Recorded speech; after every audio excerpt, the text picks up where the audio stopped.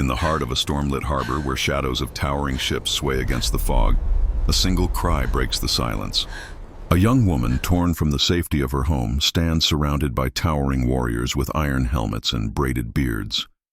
Their rough hands clutch her arms as if she were nothing more than a prize, yet her wide, desperate eyes tell a story of innocence lost in the grip of merciless fate.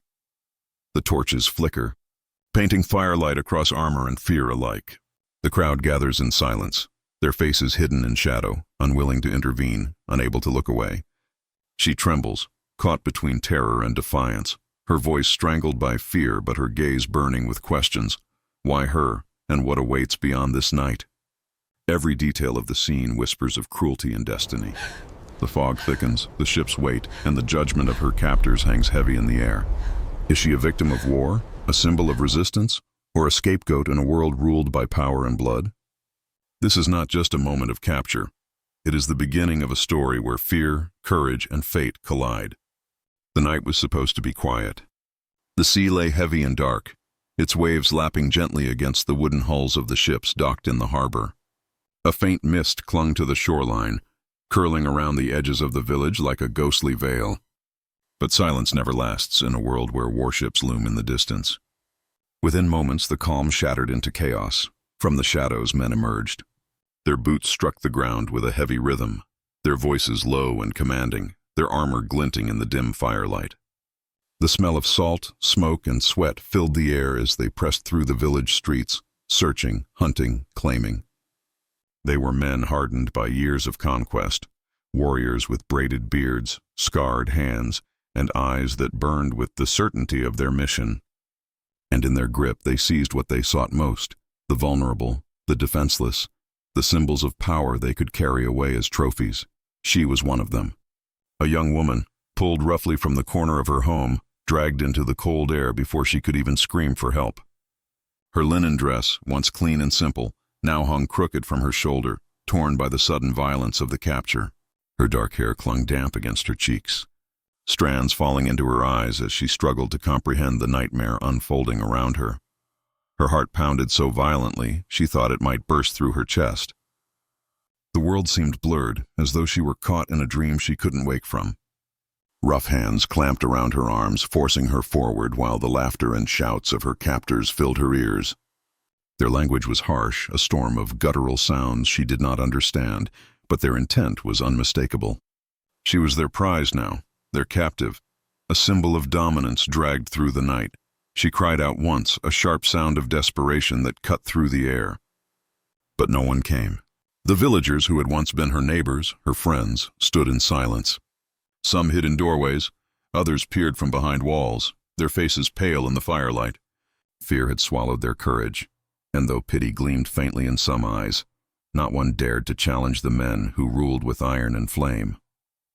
The girl's plea for rescue vanished into the void, unanswered. Her body trembled with every step, yet her spirit resisted in the only way it could, through her gaze. Wide-eyed, she turned her face toward the night sky, searching for something beyond the reach of her captors. The moon shone faintly through the mist, cold and distant, but it was enough to remind her of life before this moment. She had been free only hours ago, a daughter, perhaps a sister, walking beneath that same moon with no chains upon her arms. And now, in an instant, her world had fractured. The men surrounding her treated her not as a person, but as a spoil of war. Their grip was unyielding, their expressions carved from stone. To them her fear was irrelevant, her cries meaningless. She was evidence of their victory, an object to display, to transport, to barter. Yet despite their roughness, she did not collapse. Every step forward was a step deeper into the unknown, but her body resisted the urge to fall, to surrender completely. Something inside her still fought, silently, unseen. The torchlight revealed the raw emotion in her face. Terror was written in every line, but beneath it lingered defiance, a spark that no amount of iron or brute force could immediately extinguish. Her lips parted, her breath uneven, her chest rising and falling rapidly, but her eyes never stopped moving. She searched the crowd, the ships, the shadows, as though somewhere, someone might emerge to challenge the warriors, to snatch her back from their grip. But no savior came. Time itself seemed to slow as she was dragged toward the waiting ships. The wooden planks creaked beneath their boots, The ropes groaned against the sway of the tide. The mist curled thicker around them, as though the sea itself were watching.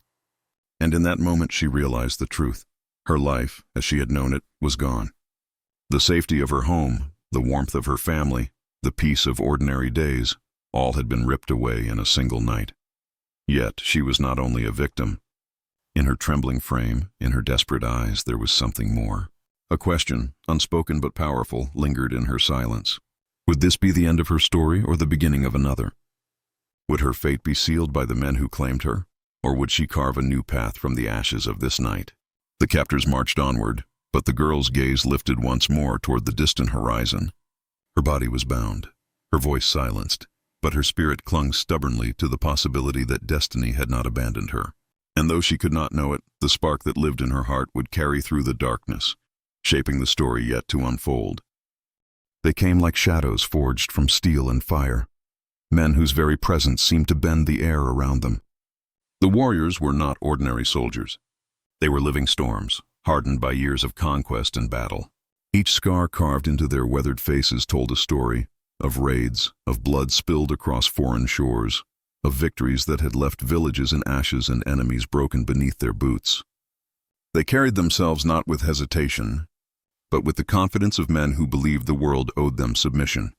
Their leader walked at the front, his heavy frame wrapped in a thick tunic of wool and leather. A rusted iron helmet crowned his head, and his long braided beard swayed with each step.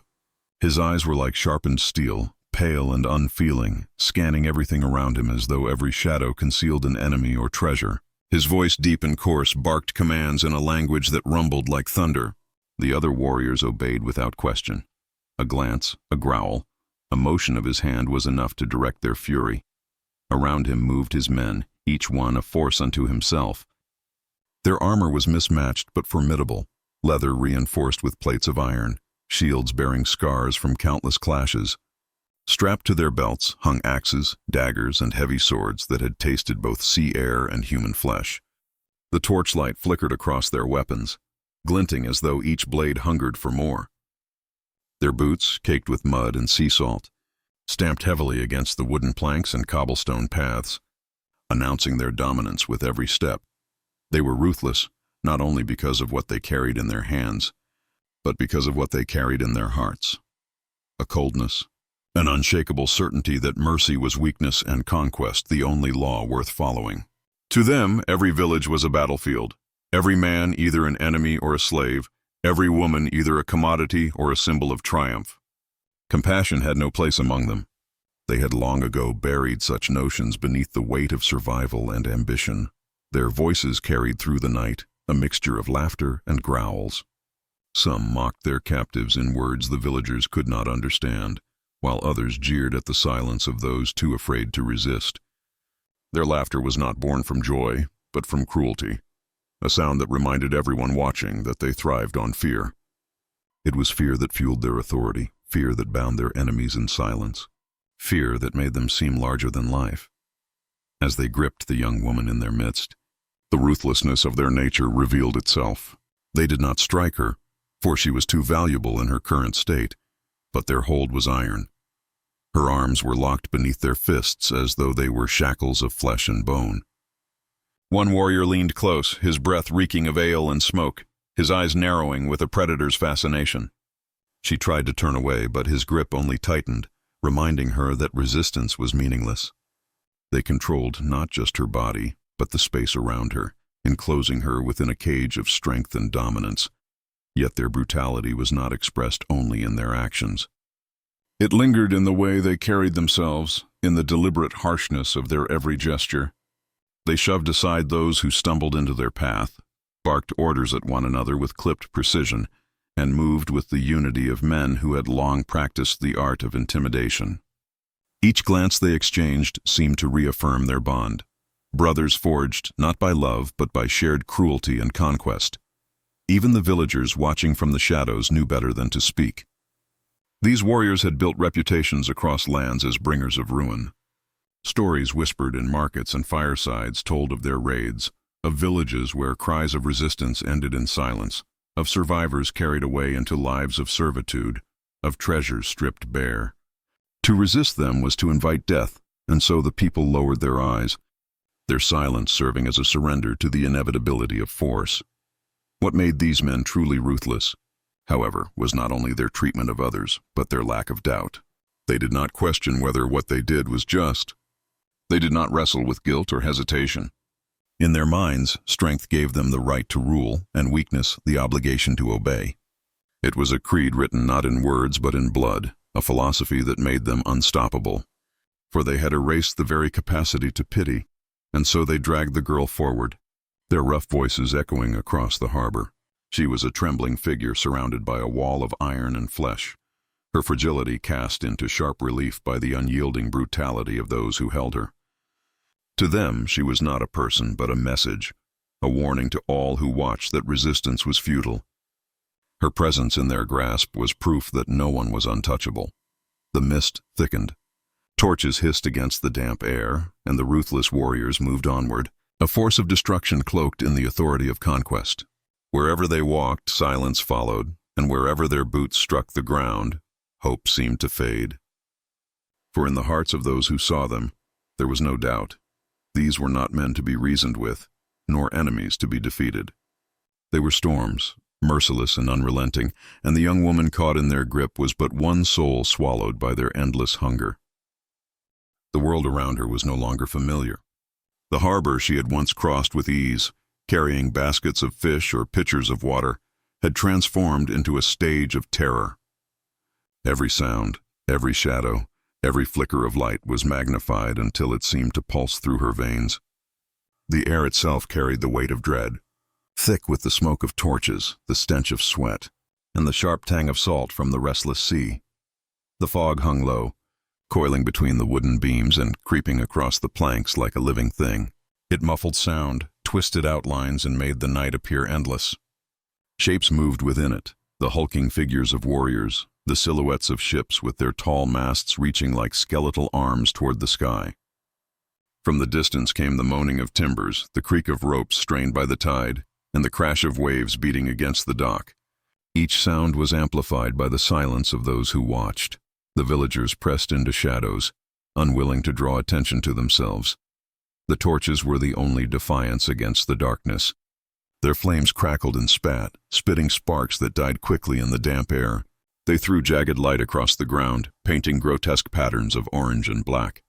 Shadows stretched long and thin, distorting the figures of both captors and captives. Sometimes, in the unsteady glow, the warriors looked less like men and more like creatures of another world, faceless, merciless beings sent to drag the weak into oblivion. Everywhere she looked, the environment reminded her of her helplessness. The dock stretched into the mist like a path to another realm, each plank groaning under the heavy steps of her captors. The ships loomed at the edge of sight, their prows carved with monstrous figures, dragons, wolves, and serpents whose wooden jaws seemed ready to devour.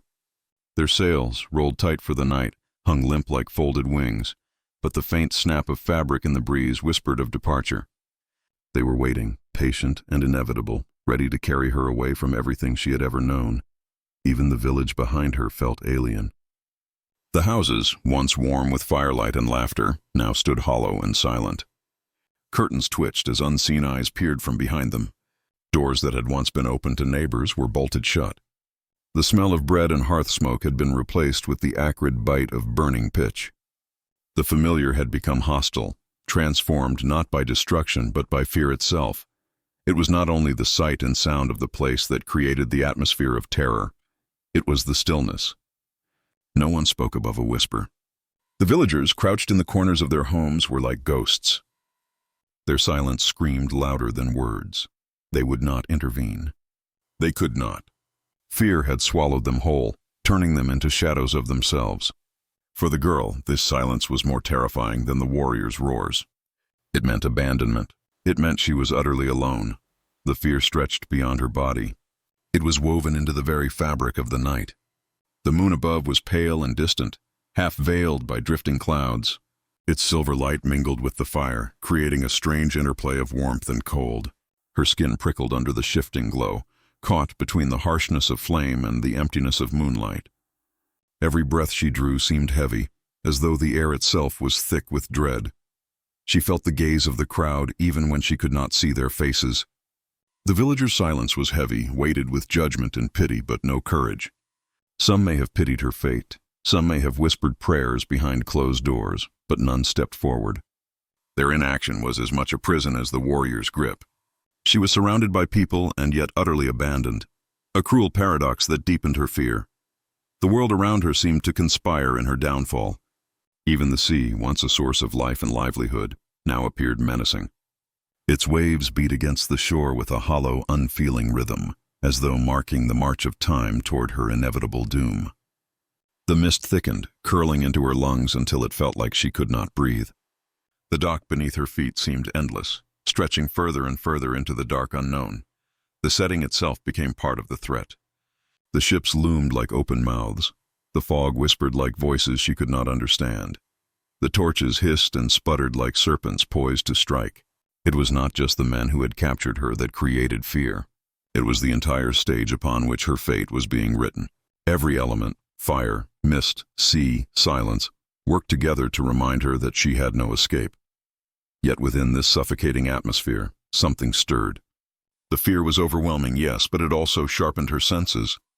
She could hear the smallest crack of wood, feel the shift of air with each movement, see the glint of iron even through the haze. Fear wrapped itself around her like chains, but within those chains she searched for meaning, for some unseen path. Though her captors held her body, the oppressive setting taught her one truth. Survival would not come from strength, but from understanding the darkness itself.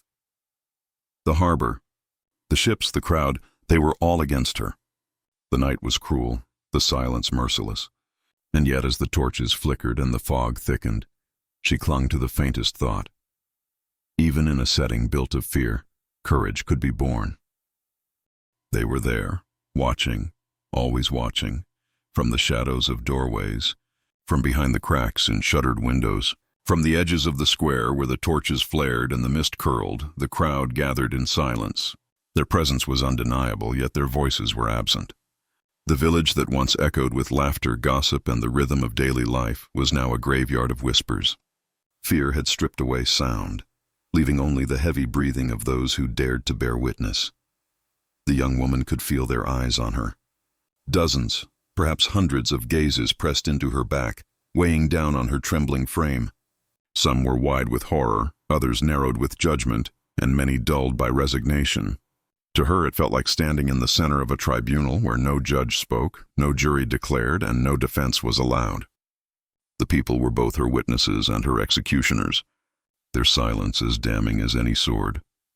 Among them were the faces she once knew, neighbors who had greeted her with nods at the well, children who had run past her in play, elders who had told stories by the fire. Now those same faces were pale, their expressions rigid, their bodies stiff as if frozen by some invisible chain. They watched, but none stepped forward. They pitied her, perhaps, but pity was useless. Pity could not break the iron grip of the warriors. Some eyes, though, carried something colder, indifference. For them, her suffering was not their own. They stood back with folded arms or hidden glances, whispering to themselves in hushed tones. In their minds, she was simply unlucky, a sacrifice chosen by fate, a name they would remember only briefly before returning to their own survival. To intervene would be to risk everything, their homes, their families, their very lives. And so they chose silence, yet not all were indifferent. Here and there, hidden behind the veil of fear, she caught glimpses of compassion. A mother clutched her child closer, shielding the little one's eyes as if to spare them from the sight. An old man's lips trembled with words unsaid, his gnarled hands clenching as though he longed to act, but no strength remained in his bones. A young boy, barely into manhood, stood rigid, fists tight at his sides, his jaw clenched in anger. But the hand of his father pulled him back into the shadows, reminding him that courage was a luxury they could not afford. The crowd was a mirror of humanity itself, fractured between fear, pity, and apathy. Their silence was not uniform. It was a tapestry woven from countless emotions. But in the end it was silence all the same, and in silence, cruelty thrives. For the warriors, the crowd's stillness was a victory in itself. They strutted with louder voices, their boots striking harder, their laughter cutting through the fog. Every unmoving villager was proof of their dominance, proof that no one dared to resist. Their power grew not only from their weapons, but from the paralysis they sowed in the hearts of those who watched. The people's silence was an unspoken surrender, a gift of authority handed freely to the men who thrived on fear. For the young woman, this silence became its own form of torment. It was not only the warrior's hands that bound her, it was the absence of voices that should have risen for her defense. Each glance from the crowd cut deeper than the iron grip on her arms. Their refusal to act echoed louder than any shout. She searched their faces for someone, anyone who might step forward. Each time her gaze met another's, the answer was the same. Lowered eyes, a turned head, a retreat into shadows. And yet, within the silent crowd, there was also suspense. Questions hung unspoken in the mist. Would someone act? Would some hidden ally appear at the last moment? The villagers themselves wondered, their hearts torn between terror and the gnawing weight of conscience. They prayed quietly, not to intervene themselves but for fate to send another. But fate does not always answer whispers. The torches hissed. The mist curled tighter. The girl trembled, caught in the center of this voiceless tribunal, her fate hanging heavy in the balance. The crowd's silence created a vacuum, a dreadful space where anything might happen next. Would the warriors drag her to the ships? Would they judge her in front of all? Or would some unseen force disrupt the balance? The questions clawed at every soul, but none dared to speak them aloud. The silent crowd was more than just a backdrop. They were part of the story, complicit through their stillness. In their fear, they allowed the warriors to reign unchecked. In their silence, they betrayed the very bonds of community that once held them together. And though none of them laid a hand on the girl, every one of them bore the weight of her terror. As the warriors marched forward, dragging her toward the unknown, the villagers' eyes followed. Some glistened with tears, some hardened with denial, some empty with hopelessness. The crowd did nothing. They said nothing. Yet in their silence, they spoke louder than any words could. This was not their battle, not their sacrifice, not their burden to carry, and so the girl remained alone.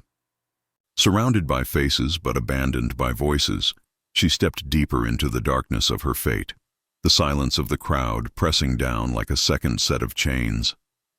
The night seemed endless, the harbor suspended in a moment that refused to pass.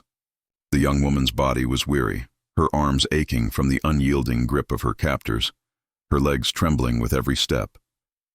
And yet, it was not the physical exhaustion that weighed heaviest on her. It was the uncertainty. Her fate was a question without an answer, a void stretching before her, darker and more terrifying than the mist that cloaked the sea. The warriors moved with purpose, but their purpose was hidden from her. Would they drag her onto the waiting ship, to be carried away across waters she had never seen, into lands whose languages she did not speak? Would she vanish into a world where her name was forgotten, her identity stripped, her life rewritten as a trophy of conquest? The thought clung to her like a shadow, suffocating in its inevitability. Or perhaps her fate would be decided here. At the edge of the village square, where torches hissed and the silent crowd lingered, the possibility of judgment loomed. The warriors could present her as a captive to their chieftain, her worth debated not by her own words, but by the cold calculations of men who saw her only as a prize. She might be condemned as an enemy, punished not for what she had done, but for what she represented. The fear of being judged without a voice gnawed at her spirit, stripping her of the fragile dignity she clung to. Yet another thought, more horrifying than either, coiled in her mind. What if her fate was not death nor exile, but something worse? What if her life continued but not as her own? To live without freedom, without choice, without even the right to her own name, that was a fate crueler than death itself. The uncertainty of which path awaited her became its own torment, sharper than any blade the warriors carried. The mist swirled thicker, as if the night itself sought to hide her future from her. The ships loomed, patient and waiting, their carved prows watching with monstrous eyes. The sea whispered, its waves beating in time with her heartbeat, urging her onward into the unknown. The crowd's silence pressed heavier with every moment, as though they too awaited the unveiling of her destiny. Time moved slowly, each second stretching into an eternity of dread, and yet, beneath the terror, something stirred within her.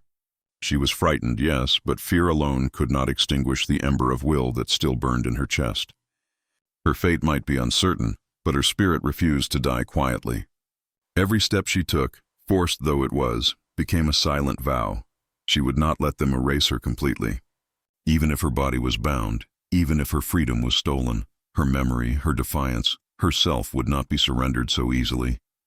Her eyes lifted once more, searching the faces around her. In the crowd she found no savior, no outstretched hand, but she searched nonetheless. Perhaps someone, someday, would remember her, not as a victim but as a soul who resisted even in silence. Perhaps her fate was not hers alone, but a story that would ripple outward, haunting those who had stood by and watched. The warriors barked commands, their voices sharp against the night. She flinched but held her head high, though her body trembled. They could drag her wherever they pleased, but they could not force her to lower her gaze. In that small act of defiance, she seized control of what little remained. The future was a fog, a vast and unknowable sea. Would she vanish beyond the horizon, carried into bondage? Would she face trial and punishment before dawn? Would some miracle intervene, a hand reaching from the mist to change everything? She did not know. No one knew. The silence of the crowd, the laughter of the warriors, the creak of the ships, all of it merged into a single question that hung heavy in the air. Her fate was unknown. But in the uncertainty lay possibility. Darkness surrounded her, yet the ember of hope remained, fragile but alive. The story was not finished. The night had not yet spoken its final word, and so she walked forward into the mist, into the fear, into the vast expanse of what might come. Her chains clinked softly, her captors shouted, the torches flared, but above it all the unspoken truth lingered. Sometimes, the unknown is the most powerful fate of all.